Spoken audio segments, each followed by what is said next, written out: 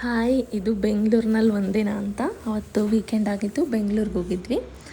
ಹಾಗೆ ಇದು ಟ್ರೈನಲ್ಲಿ ಹೋಗ್ತಾ ಒಂದು ಕ್ಲಿಪ್ಪಿಂಗ್ ತೊಗೊಂಡಿರೋದು. ಟ್ರೈನಲ್ಲೂ ಅಷ್ಟೇ ಯಾರೂ ಜನ ಇರಲಿಲ್ಲ, ಆರಾಮಾಗಿ ಕೂತ್ಕೊಂಡು ಹೋದ್ವಿ. ಇಲ್ಲಿ ನೋಡ್ಬೋದು ಶೌರ್ಯ ಮತ್ತು ಜೀವನ್ ಅಷ್ಟೇ. ಅವನ್ನ 3 ಅವರ್ ಕೂರಿಸ್ಕೊಳ್ಳೋದೇ ಒಂದು ದೊಡ್ಡ ಟಾಸ್ಕ್ ಆಗಿಬಿಟ್ಟಿತ್ತು ನಮಗೆ. ಯಾಕಂದರೆ ಅವನು ಆಚೆ ಹೋಗಬೇಕು, ಈಚೆ ಬರಬೇಕು, ಓಡಾಡಬೇಕು. ಆ ಟ್ರೈನಲ್ಲಿ ಎಲ್ಲೂ ಹೋಗೋಕ್ಕಾಗಲ್ಲ, ಅವನು ಅಲ್ಲೇ ಕೂತಿರ್ಬೇಕಲ್ಲ. ಅವ್ನು ನೋಡ್ಕೊಳ್ಳೋದೇ ಒಂದು ದೊಡ್ಡ ಟಾಸ್ಕ್ ಆಗಿತ್ತು. ಆಮೇಲೆ ಬೆಂಗಳೂರಿಗೆ ಹೋದ್ವಿ. ಬೆಂಗಳೂರಿಂದ ಮೆಟ್ರೋದಲ್ಲಿ ನಾವು ಫಸ್ಟು ಮಂತ್ರಿ ಮಾಲ್ಗೆ ಹೋದ್ವಿ.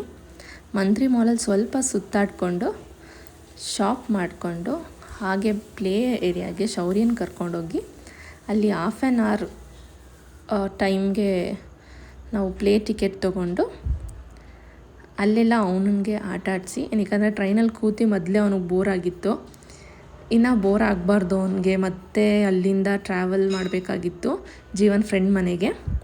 ಅದಕ್ಕೋಸ್ಕರ ಅದಕ್ಕೂ ಮುಂಚೆ ಮಂತ್ರಿ ಮಾಲ್ಗೆ ಹೋಗಿ ಸ್ವಲ್ಪ ಅವನಿಗೂ ಸುತ್ತಾಡಿಸಿ ಅವನಿಗೂ ಆಟ ಆಡಿಸಿ ಆಮೇಲೆ ನಾವು ಹೊರಟ್ವಿ. ತುಂಬ ಚೆನ್ನಾಗಿ ಎಂಜಾಯ್ ಮಾಡ್ದ ಅವನು. ಅದರದ್ದೇ ಇದೆಲ್ಲ ಕ್ಲಿಪ್ಪಿಂಗ್ಸು.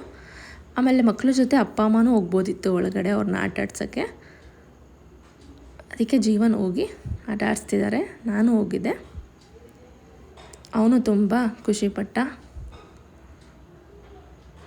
ನೋಡ್ಬೋದು ನೀವೇ ಅವನು ಎಷ್ಟು ಖುಷಿ ಪಡ್ತಿದ್ದಾನೆ ಅಂತ.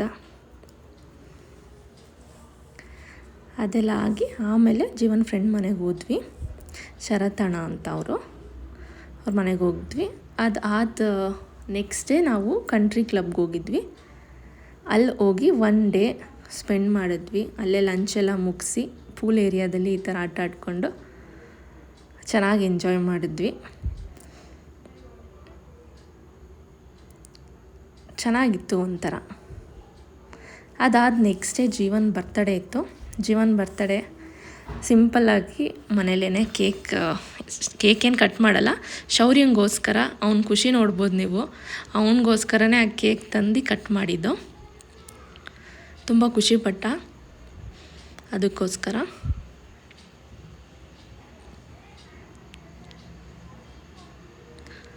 ಕೇಕ್ ಕಟ್ಟಿಂಗ್ ಎಲ್ಲ ಮುಗಿಸಿ ಅವರು ಆಫೀಸ್ಗೆ ಹೊರಟು ಅವನು ಸ್ಕೂಲ್ಗೆ ಹೊರಟ.